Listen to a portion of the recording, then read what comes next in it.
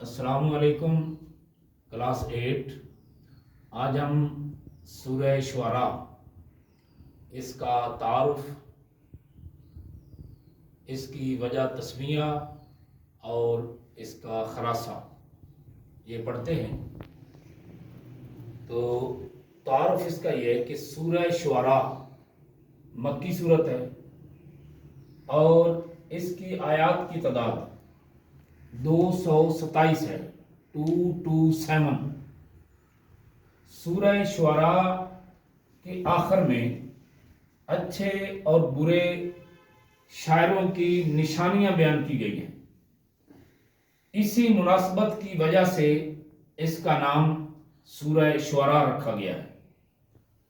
سورہ شعراء کا خلاصہ سابقہ انبیاء کرام علیہ السلام کے واقعات کے ذریعے مسلمانوں کو تسلی دینا ہے۔